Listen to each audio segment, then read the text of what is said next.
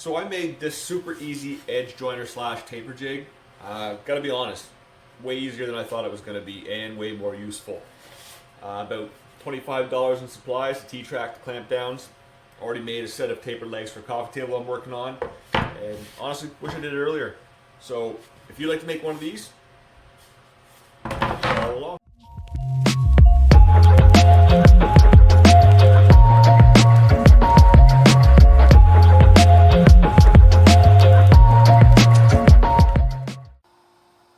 I grabbed a scrap piece of 3/4 inch plywood, ripped it down to 12 inches wide.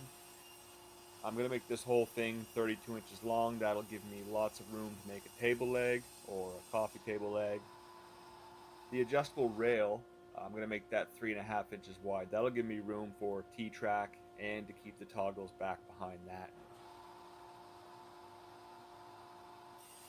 Since this jig can double as a joiner as well, I want it to be a little longer. This just gives me a little more capacity for some longer rips. Then I grab my miter gauge and cut them to length. Then I grab my calipers and double check the measurement of the T-track to make sure it is 3/4 of an inch, because you can't believe everything you read. Then I stick my hands down in my saw and carefully remove the blade so I can put my dado stack in. Once the dado stack is in, I grab my setup blocks and I'm going to raise that blade up just to 1/2 inch deep. This will allow the T-track to sit nice and flush with the top of the plywood. Then I grab a scrap piece of plywood and do a test pass. I want to make sure my T-track fits in there nice and snug and isn't proud of the top of the plywood.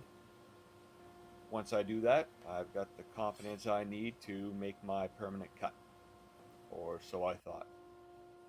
I measured in 2.5 inches from the end of my base to make my dado. Turns out it should have been 4 inches. But I'm going to pretend it was on purpose and come up with a clever reason as to why I have extra slots sometime later in the project. So after I cut my totally on purpose, perfectly dadoed slots, I do the same to the adjustable rail. I'm going to keep that back about 3/4 inches from the edge. I just don't want to get too close to the plywood edge. I want to leave a little bit of strength there.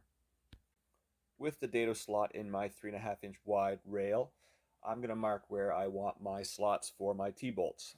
I'm going to make these 4 inches long and just wide enough for the toggle bolt to keep everything nice and snug and not so wobbly and unsnug. With everything marked out, I took a Forstner bit that was the same size of my T-bolt and I made 2 holes at the edges of where I just marked out. This is going to allow me to get the blade of my jigsaw in there for a nice clean cut. Who am I kidding? It's probably not going to be a clean cut at all. I'm probably going to have to cut it twice, if not 3 times, and then sand it with sandpaper, but I will edit that out and you won't see it. And here we go with the jigsaw. Much to my surprise, I got it first try.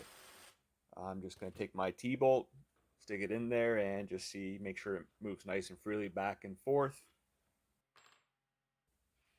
Now, my jig is 32 inches long and my T-track is only 24 inches, so I'm just making a mark here so that I can cut a piece and fill in that dadoed slot.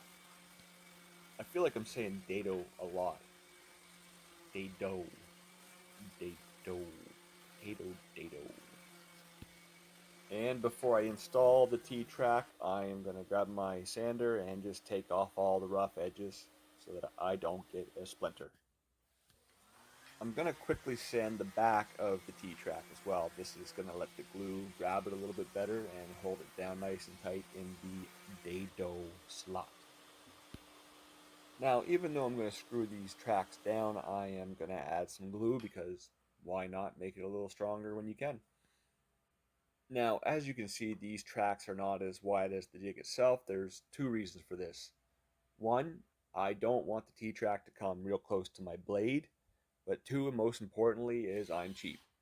And I did some measurements and figured that if I cut one piece into 2 9-inches and a 6-inch, I can get 3 pieces to finish off this jig. And with the T-bolt slots on the rail where they actually don't come any closer than the edge of this T-track anyway, so it would just be a waste, so win-win. Now with the T-tracks in, I'm just going to give it another quick sand, purposely running over the top of the T-track, just in case they are sitting a little proud.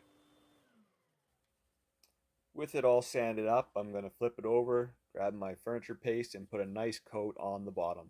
This is going to help it slide across the table saw. Now I just got to put my T-bolts in and these PowerTech hold down clamps that I decided to go with. These are going to hold down my piece nice and secure for repeatable cuts. And as you see here, I have two sets of slots. This is just to reduce the weight of the jig and had nothing to do with my measurements at the beginning of the video. Now I'm going to add a stop block. This is going to give me a nice secure base so that the piece doesn't slide down when it's going through the table saw. Here I just want to measure so that it doesn't interfere with any of my T-bolts. I found a small piece of Purple Heart in my scrap bin, so I went over to my miter saw, set the depth stop to 3/4 of an inch, and just started hogging away material until I had a nice little stop block made. A quick trip back to the drill press with the Forstner bit for the T-bolt, and I was all set. I gave the block a good little sanding and a little drop of oil to make it really shine. And all that's left to do now is make a tapered leg. I had an extra leg blank left from a coffee table build I was working on, so I decided to use that. Then I just marked out a taper, just an idea, no measurements, and I transferred the lines down the side and the bottom so that I could see those on the jig to line it up.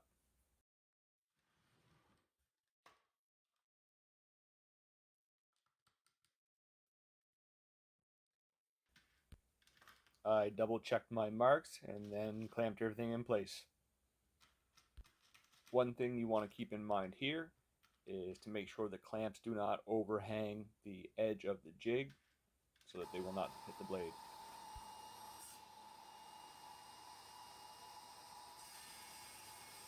I should mention that I set my table saw fence before I put the piece on, and then I just slowly pushed the jig through and let the blade do the work. And there you go, one tapered leg. And as long as I don't move any of my clamps, I can make as many of these as I want. Now let's give it a try as a joiner. I grabbed an old piece of curved wood that I had laying around, and I just laid it on the jig. I just checked underneath to make sure I had at least 1/8 of an inch of the wood overhang so I know that I'd get a full cut all the way through. And then just clamped everything down. Now where this one overhangs more than the taper leg, pay extra attention to the clamps. You do not want the blade to hit these. And as you can see, two nice straight edges. If you enjoyed this video, please subscribe and hit that like button. This helps me keep creating content for you.